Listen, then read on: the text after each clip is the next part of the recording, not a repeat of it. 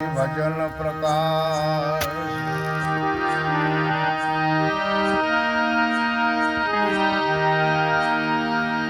ગુરુના ગુણને શું વર્ણવું અને મુખેથી કહું તો એનું માપ નો આવે. ઇન્દ્ર કુબેર જેનો પાર ન પાવે, વેદ ચાર જેના ગુણ ગાવે.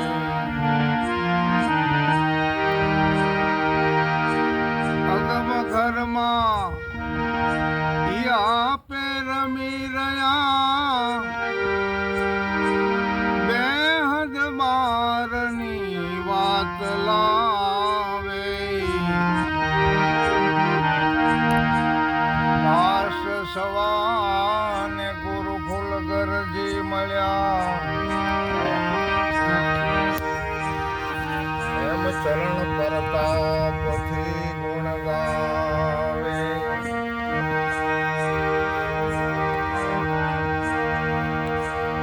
સરસ આજનો શુભ પ્રસંગ એટલે સંતોનો સમાગમ. આ બધા અનામીમાંથી અને નામી બની અને આજે સંતો બિરાજમાન છે અને પ્રગટ છે.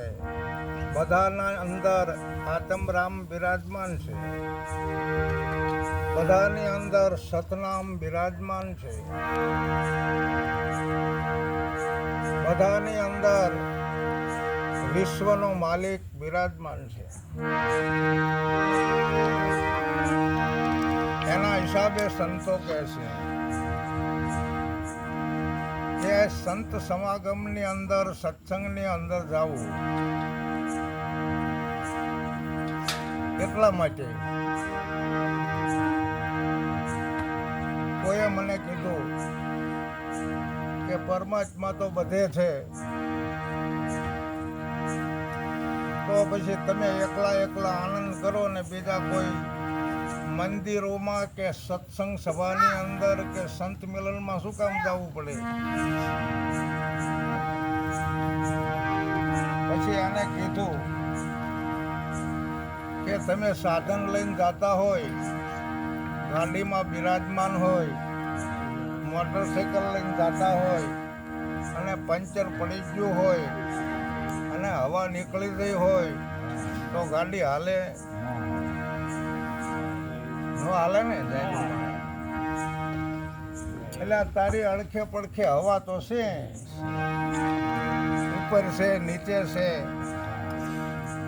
આ બાજુ છે, આ બાજુ છે, બધે કોઈ હવા છે. ભરાવી લે ને સાધનમાં.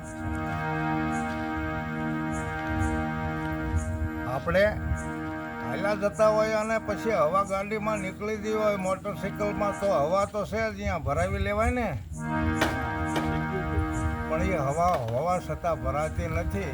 આપણે પંચરવાળા પાસે જવું પડે અને એની પાસે મશીન જ છે, હવા જ છે, પણ મશીનથી એની અંદર સ્ટોક કરેલો છે અને એટલો ક્રોસ કરે છે જેના હિસાબે હવા આપણી ગાડીની અંદર કે મોટરસાઇકલમાં પૂરાય છે. તો પરમાત્મા તો છે જ, આપણને અનુભવ થયો છે, પણ આપણું જીવન ટકે ત્યાં સુધી આપણે શું કરવાનું છે? આપણામાં કદાચ બધું જ્ઞાન થઈ જાય એવું નથી. સંતોના સાનિધ્યની અંદર જવાથી આપણને ઘણું બધું જાણવા મળે છે, ચાહે ગમે તે કોઈ સંત હોય. જેમ પંચરવાળો પટ્ટી મારી અને હવા જવા દેતો નથી અને કમ્પ્લેટ ગાડીની યુઝ થઈ જતી હોય, એમ આપણામાં કદાચ સંતો તો કહેશે કે થોડી ઘણી ખામી હોય ને, આપણી ખામીને આપણે દૂર કરવાની છે, આપણા અવગુણને આપણે દૂર કરવાના છે. ભલે આપણે એમ જાણવી છે કે આપણામાં કોઈ અવગુણ નથી, પણ આપણા મનને પૂછી જોવાનું છે. આપણા મનમાં ખામી છે, આપણા મનમાં અવગુણ છે. સંતોના સાનિધ્યની અંદર જવાથી એમની વાણી, એમનું વર્તન, એમનો શુદ્ધ વિચાર એમનો સત્સંગ આવો સાંભળવા મળે, જેથી કરી અને આપણા જે મનના દુર્ગુણો છે એ બધા જતા રહેશે. બરાબર. સવારામ જેવાએ કીધું છે કે હે ગુરુ મહારાજ, અમારામાં કંઈક ખામી છે તો અમારા અવગુણ હે અંતર્યામી તમે જોતા નહીં. બસ આટલું નિર્મળ બની જવાનું છે, આમાં ક્યાં હજળ થવાનું છે. એકદમ જે કોઈ નિર્મળ બની ગયા છે નામથી. હરજીવનદાસ મહારાજ કહે છે હરજીવન કાવ્યમાં કે નામથી નિર્મળ બનાય, નિર્મળમાં જ નારાયણનું મુકામ છે. અને આપણામાં જો અનેક રીતના વંટોળ સડેલા હોય ને તો આપણામાં હોવા છતાં કંઈક બીજું ભરાણું છે, એ માયાના આવરણો છે. તો સંતોના સમાગમની અંદર જવાની એટલા માટે જરૂર છે કે આપણે સંત દર્શન છે, સંત વાણી છે, સંતનો સમાગમ છે, સંતનો સત્સંગ છે. આવું બધું સાંભળવાથી આપણે સાંભળવાનું છે પાછું, અને સાંભળી અને ગુરુ ગમતો છે એના માટે સમજણ છે આપણામાં. અને સમજણ વિના આપણને એવું સુખ નહીં મળે. એક તો 100% પૂર્ણદાસ નામના મહાન સંત કહે છે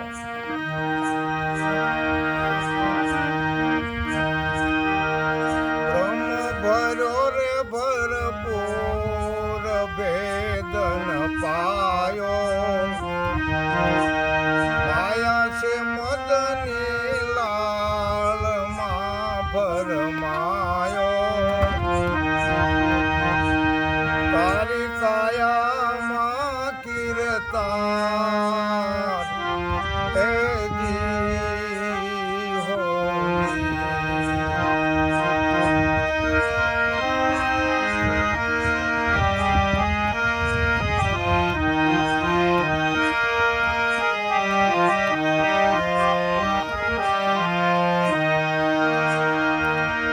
અગમય ગોચર રહીને ખેલે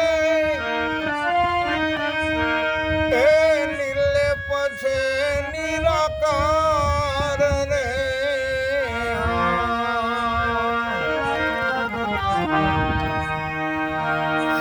નામ ઠામ કે કામ નહીં એને અલક પુરુષ આધાર નિગમ ગુણ ગાયો,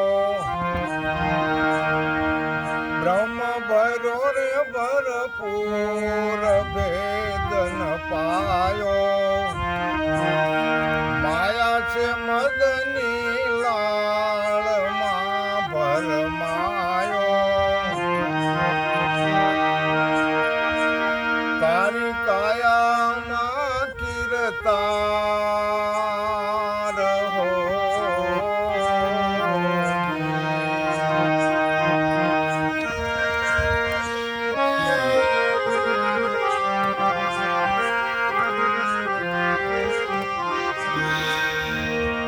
નાશ વસ્તુમાં અવિનાશ દિખાય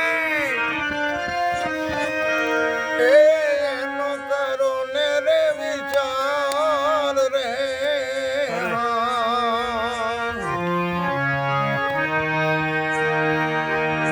તન પડે મન કહા સમાવે, જૂઠો કીધો સંસાર રંગે રંગાણો, બ્રહ્મ ભરો ભરપૂર ભેદન પાયો, આ માયા છે મદની લાળમાં ભરમાયો,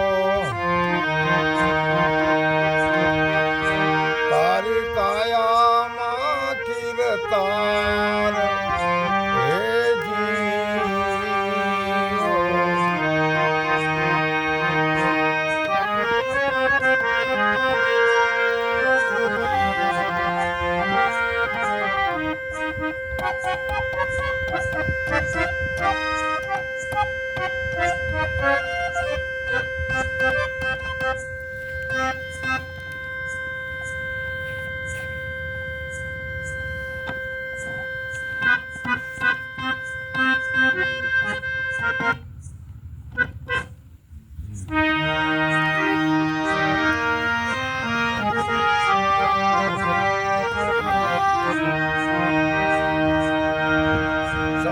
લોકને ચારે કાણી કરમ તણો વિસ્તાર રે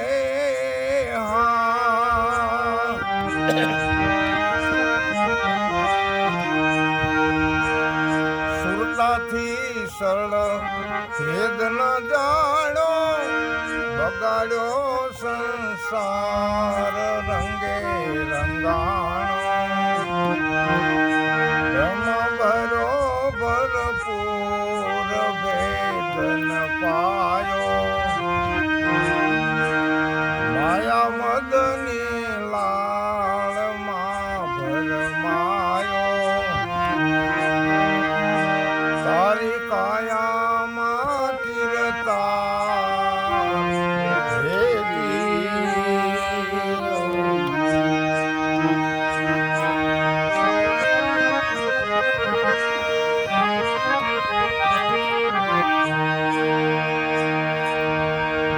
સોહમ શબ્દમાં સુરતાને રાખો તો મટે કર્મનો ભાર રે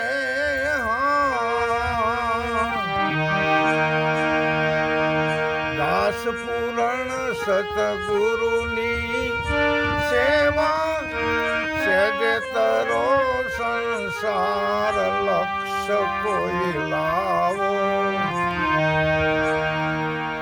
આ પૂર્ણદાસ મહારાજના ઘણા બધા ભજન છે અને એમણે સરસ મજાના આ શબ્દોની રજૂઆત કરી અને ઘણા બધા ભજનો રજૂ કરેલા ઘણા વર્ષમાં. ત્યારે એક ડાયારામ મહારાજ હતા વહુઠા બાજુના અને એ પૂર્ણદાસની રચના લેવા આવ્યા હતા મારી પાસે. પૂર્ણદાસના ભજન તો બધે હોય પણ મારી પાસે આખી બુક હતી જે સાધન સાર વિચાર અજંપા જાણી ભવસાગર તરવાની આશે એંધાણી એ પણ પૂર્ણદાસની રચના છે. હાથે દર્પણ ઊંધું રાખી કેમ થાય દીદાર. પણ આપણે તો આ ભજન ઉપર આજે સત્સંગની રજૂઆત કરવાની છે કે બ્રહ્મ એવું શું છે કે આખા વિશ્વની અંદર ભરપૂર છે એ આપણને દેખાય છે કે નહીં? બરાબર. બ્રહ્મ યથાર્થ છે, બ્રહ્મ અગમ છે, બ્રહ્મનો કોઈ દી નાશ નથી, બ્રહ્મની ઉત્પત્તિ નથી. બ્રહ્મ એટલે આત્મા અને એ ભરપૂર આખા વિશ્વની અંદર વ્યાપક છે અને આપણામાં આવ્યો છે એ અવસર છે. જો આ અવસર ચૂકી જવી આપણે તો ફરીવાર પળ મળવાની નથી. તો કે શું કરવાનું છે કે બ્રહ્મ ભર્યો ભરપૂર ભેદ, બ્રહ્મનો ભેદ જાણવાનો છે. ભેદ જાણી અને આપણી પાસે વળીને વાત આવી છે એટલે સમજવાનું છે કે આ તો આપણને આંખે દેખાતો નથી, પણ જ્યારે આપણે જ્ઞાન પ્રાપ્તિ કરીએ, જ્યારે આપણને સદગુરુ મળે પછી આપણી આની આ દ્રષ્ટિની અંદર જ્યારે આપણી દ્રષ્ટિ બદલાય એને દેવદ્રષ્ટિ કહેવામાં આવે છે. જો સદગુરુ મળતા આપણામાં દેવદ્રષ્ટિ ન પ્રાપ્ત થઈ હોય તો આપણને જગત જ દેખાવાનું છે. દેવદ્રષ્ટિ પ્રાપ્ત ન થઈ હોય ત્યાં સુધી જગત દેખાય અને જ્યારે એ દિવ્ય દ્રષ્ટિ આપણને પ્રાપ્ત થાય એટલે જગત નથી દેખાતું. તો આપણને જે આપેલું જ્ઞાન છે અને એ આપણા માટે સદગુરુ છે, તો સદગુરુ આપણને કેવા દેખાય? અને તમે દેવ દ્રષ્ટિથી જુઓ, તમે હે કૃષ્ણ, હે અર્જુન, તું મને જોઈ લે હું કોણ છું, ગીતાજીમાં. પણ અર્જુનને દિવ્ય દ્રષ્ટિ પ્રાપ્ત થઈ કે આપ તો આખા વિશ્વમાં વ્યાપક છો, આપ સત્યનું સ્વરૂપ ધારણ કરી અને આવ્યા છો. જે સત્ય અગમ છે, જે બ્રહ્મ અગમ છે એ રૂપ ધારણ કરીને તમે આવ્યા છો તો આપણને દેખાય કે નહીં? બીજે ક્યાં જોવા જવું?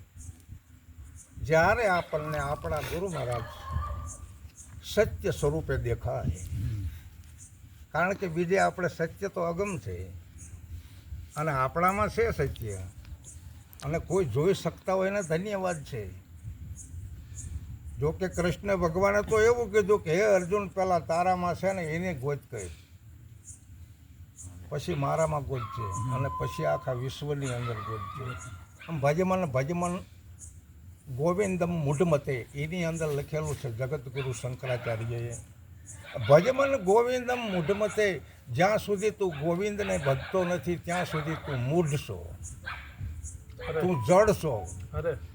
હા, અને આપણને સદગુરુ મહારાજે આપણું સ્વરૂપ બતાવ્યું છે એ મૂઢ છે, એ જડ છે. તો આ બ્રહ્મ ભર્યો ભરપૂર આખા વિશ્વની અંદર આના ભેદની ગુરુગમથી આપણને ખબર પડે છે. માયા તો છે જ આખા વિશ્વમાં વ્યાપક, પણ એ માયા તો મધની લાળ જેવી છે. બરાબર. જેમ ચંપાના ફૂલમાં એવો રસ હોય અને ભમરાને ખબર પડે કે આની ઉપર મારે ન બેસાય, નહીતર મને ચોંટાડી દે. એમાં સુગંધ છે, ચંપાના ફૂલમાં રૂપ છે, પરંતુ એક અવગુણ છે, એટલે ભમરો એની પાસે ન જાય. ચંપા તુજ મેં 3 ગુણ, રંગ રૂપ ઓર વાસ, એક અવગુણ એસો ભયો, ભમર નો આવે એની પાસ. શું કામ? કે એ રસ એવો છે, ભમરો બે એટલે ચોંટો મરી જ જાય. તો માયા મધની લાળ, આ માયા એવી છે, માયાનો ભેદ ગુરુગમથી આપણને સમજાણો છે. અને આપણા રૂપની અંદર, આપણા સ્વરૂપની અંદર આપણે જાવીએ એટલે તમે માયા તો છો નહીં. બરાબર. દાખલા તરીકે હું દવાખાને આવ્યો, એ તો મારી કાયાને દવા કરાવવી પડે, બાકી ભીતરની અંદર રિયલો છે એને કોઈ દર્દ નથી.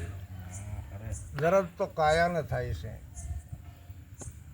અને કાયાના દર્દને દવા લેવી પડે, ઔષધ લેવી પડે.